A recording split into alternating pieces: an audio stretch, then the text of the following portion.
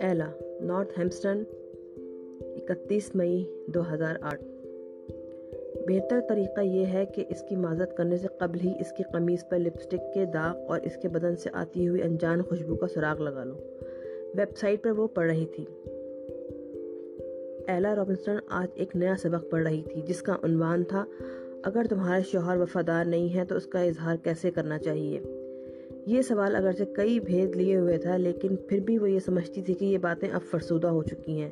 وہ ڈیوڈ سے ایسی باتیں کر کے خواہ مخواہ اپنی زندگی میں الجھن پیدا نہیں کرنا چاہتی تھی، بلکہ اپنا یہ وقت اس نے دل نشین اور دل آویز ناشائستہ محبت پڑھنے میں گزار دیا۔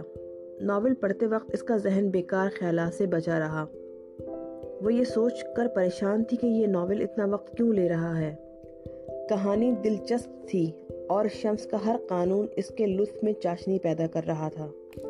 جب بچے آس پاس ہوتے تو وہ اپنے آپ کو ایک عام انسان ظاہر کرتی اور بچے بھی اصول کے مطابق چلتے تھے، لیکن جب وہ اور ڈیوڈ تنہا ہوتے تو اس نے ڈیوڈ کو اپنی جانب بڑے عجیب انداز میں گھورتے ہوئے پایا، گویا وہ اس بات پر حیرت زدہ ہے کہ یہ کیسی عورت ہے جو اپنے شوہر سے اس کے باہر راتیں گزارنے پہ کوئی سوال جواب نہیں کرتی۔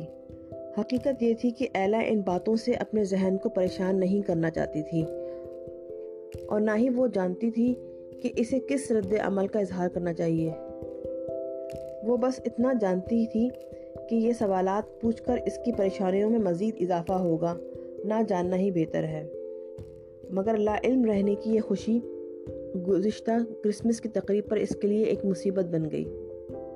ایک ہوٹل والے سروے کر رہے تھے اور انہوں نے ایک سوال نامہ بھیجا تھا جو ڈیوڈ کے نام تھا۔ کسٹمر سروس والے یہ جاننا چاہتے تھے کہ ان کے ہوٹل میں گزاری گئی راتوں سے وہ بالکل مطمئن ہیں یا نہیں۔ ایلا نے خط میز کے اوپر رکھ دیا اور پھر شام کے وقت اس نے چھپ کر دیکھا کہ ڈیوڈ نے یہ خط کھولا اور پڑھنے لگا۔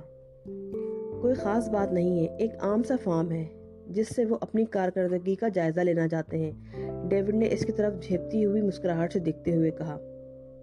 دندان سازوں کی ایک میٹنگ گزشتہ سال وہاں منعقد کی گئی تھی۔ ان لوگوں نے معززین میں اپنے گاہکوں کو بھی شامل کر لیا ہے۔ ایلا نے ڈیوڈ کے سامنے اس کی وضاحت کو تسلیم کر لیا کیونکہ وہ اپنی کشتی جلانا نہیں چاہتی تھی، مگر دوسری طرف وہ اپنی تسلی بھی کرنا چاہتی تھی۔ دوسرے دن اس نے ہوٹل کا نمبر ڈائل کیا اور اس کو وہی اطلاع دی گئی جس کا اسے پہلے سے ہی شبہ تھا، یعنی گزشتہ تو کیا پچھلے 3 سالوں سے وہاں دندان سازوں کی کوئی کانفرنس منعقد نہیں ہوئی تھی۔ ایلا خود اپنے آپ کو شرمندہ محسوس کر رہی تھی۔ اس نے اپنی صحت اور شادابی کا کوئی خیال نہیں رکھا تھا۔ پچھلے 6 سالوں سے اس کا وزن بڑھتا ہی چلا جا رہا تھا اور ہر پاؤنڈ کے ساتھ اس کی خواہشات کمزور پڑتی جا رہی تھی۔ کھانا پکانے میں بھی اس کی دلچسپی کم ہوتی جا رہی تھی۔ مزید یہ احساس بھی اسے ہونے لگا تھا کہ اس کے ہم عمر بعض خواتین دیکھنے میں اس سے کم عمر، دلکش اور پھرتیلی نظر آتی ہیں۔ جب اس نے اپنی گزشتہ زندگی پر نظر ڈالی تو اسے احساس ہوا کہ لڑائی جھگڑا یا بغاوت وغیرہ اس کی سرشت میں داخل نہیں ہے اور وہ کسی ایسے جھگڑے میں پڑنا نہیں چاہتی۔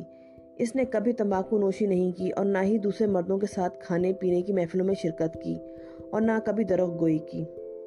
اسکول میں باقاعدگی سے جاتی رہی، کسی لڑکے سے اس کی دوستی نہیں رہی، جبکہ اس کی ہم عمر لڑکیاں خوب داد و عیش دیتی تھیں۔ اس کی سہیلیاں بھی نہایت سلجھی ہوئی اور عمدہ کردار کی مالک ہوا کرتی تھیں، بلکہ زیادہ تر وہ گھر میں ہی رہنا پسند کرتی اور معلوماتی کتابیں پڑھا کرتی۔ کیا تم ایلا کی طرح نہیں بن سکتی؟ اکثر مائیں اپنی بیٹیوں کو مثال دیا کرتی۔ وہ آج تک کسی مشکل میں گرفتار نہیں ہوئی۔ لڑکیاں یہ سن کر ایک طرف منہ پھیر کر ہنسنے لگتی۔ یہ ٹھیک ہے کہ وہ اپنے اسکول میں کافی مقبول تھی، مگر لڑکیاں اس کا خوب مذاق اڑاتی، یہاں تک کہ ایک دن اس کے ٹیچر نے بھی کہہ دیا، تمہیں معلوم ہے کہ تمہارا مسئلہ کیا ہے؟ تم زندگی کا لطف لینا نہیں جانتی ہو۔ تم ہر کسی کے لیے ناپسندیدہ شخصیت ہو۔ ایلا نے بڑی توجہ سے یہ باتیں سنی اور کہا کہ وہ اس کی نصیحت پہ غور کرے گی۔ ایک عرصے سے اس نے اپنا ہیئر اسٹائل بھی تبدیل نہیں کیا تھا، بالکل سیدھے لمبے بال جو کہ اس کے پشت پر جھولتے رہتے، معمولی سا میک اپ کرتی، سرخ یا بادامی لپسٹک ہلکے انداز میں ہونٹوں سے مس کرتی اور بقول اپنی بیٹی کے آنکھوں پر ہلکا سا سبز آئی لائنر بھی پھیر دیتی جس سے اس کی بھوری آنکھوں کا حسن ماند پڑ جاتا۔ ایلا سمجھ رہی ہے کہ کوئی نہ کوئی اندرونی کمزوری اس کی فطرت میں موجود ہے۔ کیا وہ جیرن کی شادی کے منصوبے کو دل پر لے بیٹھی تھی یا اپنے شوہر کی بے وفائی کا غم اس کے لیے سہانے روح بن گیا تھا؟ وہ اپنے آپ کو پوری طرح نہیں سمجھ پا رہی تھی، وہ شاید 2 حصوں میں تقسیم ہو کر رہ گئی تھی، اور اب اس کے اندر ایک تیسری ایرا جنم لے رہی تھی۔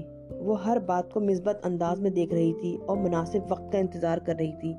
کوئی اندر سے اس کو سمجھانے کی کوشش کر رہا تھا کہ اگر وہ اپنے آپ کو پرسکون رکھے اور دنیا کی تمام مشکلات کا خوش دلی سے مقابلہ کرے تو اس کا پھل ضرور ملے گا، بس وقت کا انتظار کرو۔ کافی غور و خوض کے بعد اس نے ان معاملات کو مستقبل پہ چھوڑ دیا اور چند ایسے کام میں مصروف ہو گئی جو فوری توجہ کے مستحق تھے۔ سب سے پہلے تو اس نے عبادتیں کی اور دعائیں مانگی، خصوصی طور پہ کہ وہ اس کی کھوئی ہوئی محبت لوٹا دے اور اس کو اتنی استقامت دے کہ وہ دنیا کی ہر مصیبت کا سامنا کر سکے۔ آپ میرے لیے جو بہتر سمجھتے ہوں وہ جلد سے جلد عطا کر دیں۔ آپ کو معلوم ہی ہوگا کہ میری عمر 40 سال ہو چکی ہے اور اب وہ وقت نہیں رہا کہ میں مزید انتظار کر سکوں، ایلا نے اپنے آپ کو سمجھایا۔